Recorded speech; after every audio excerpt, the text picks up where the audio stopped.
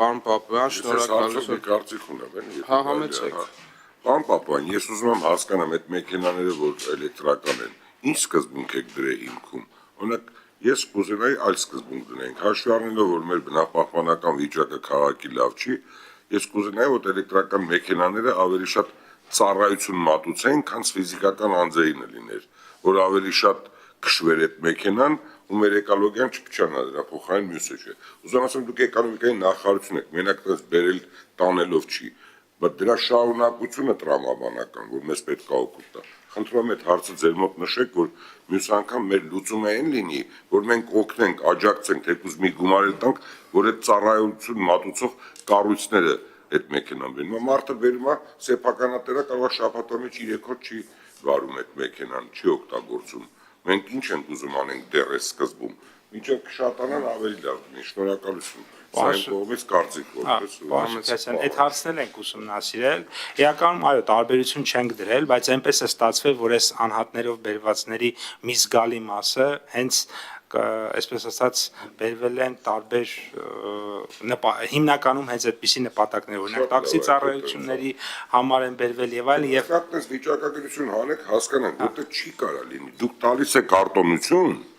բյուջե չի գալի այդ գումարը, բայց դուք տալիս եք, որ հետո ինչ լինի դա։ Նշանակում է ֆինանսների նախարարը թող ասի, եթե դուք դրանից գումար չեք վերցրել, նշանակում է դուք արտոնություն եք տվել։ Այդ գումարը պետք է գար բյուջե, ճիշտ է։ Ասել եք չենք ուզում, բա որ չեք ուզում ի՞նչ է դառնալու դա։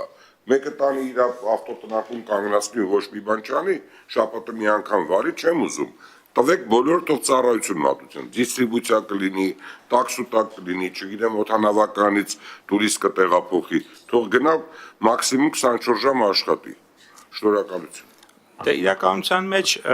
երբ որ քվոտան վերցվել է, որպես նպատակադրում, ընդհանուր նպատակադրում է սահմանվել կանաչ տեխնոլոգիաների զարգացումը, բայց հաջորդիվ այլ նպատակադրում նաև ունենք, էական չի նոր քվոտա կունենանք թե ոչ, դա առանձին քննարկման հարց է եւ միայն Հայաստանի որոշման տիրույթում չէ, այնուամենայնիվ հիմա մենք ավելացած արժեքի հարկից ազատման արտոնություն ունենք, որը շարունակվելու է գործել, այդ արտոնության պարագայում մենք մտադիր ենք ըստ էության մինչև 2 տարվա մեքենաների համար դա կիրառելի դարձնենք, որ դրանով իսկ նաև նոր տեխնոլոգիաների վրա հնարավորություն տալ, այսինքն մեկ այլ բան է, երբ որ էլեկտրական մեքենա է, բայց ինքը 10 տարվա մեքենա է, եւ շուտով իր դուք ավելացած արժեքի հարկից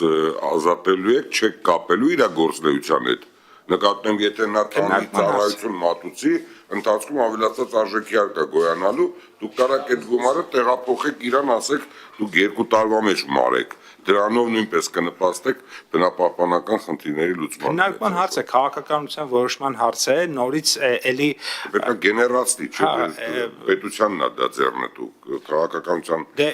ամեն դեպքում Հայաստանի Հանրապետության շահը է դա պահանջում, շնորհակալություն։ Այսպայն ազգային ժողովը այդպես է որոշել,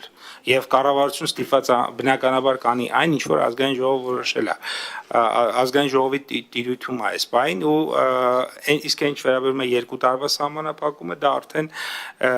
նորից ակտիվ մենք քննարկումների մեջ ենք։ Հիմա ֆինանսների նախարարը խոսք է ուզում, երևի թեման այնքան է, որ շատ պետք է տրամադրել։ Կարճ ուղղակի ռեպլիկ անեմ սրա հետ կապված, որ մենք նաև պետք է լավ հասկանանք, թե ինչն ենք անվանում էլեկտրական մեքենա, որովհետև օրինակ պարոն Պապոյանի կողմից նշված մեքենաների մի մասը ունեն նաև բենզինով են աշխատում եւ հետեւաբար, այսինքն կա ամբողջական էլեկտրական եւ կա բենզինով եւ էլեկտրական հիմա ըստ էության պետքա այդ ձեր առաջարկած քննարկումների համատեքստում կարծում եմ, որ այդ հարցն էլ պետքա քննարկման առարկա դառնա, թեև ձեզ ասեմ, որ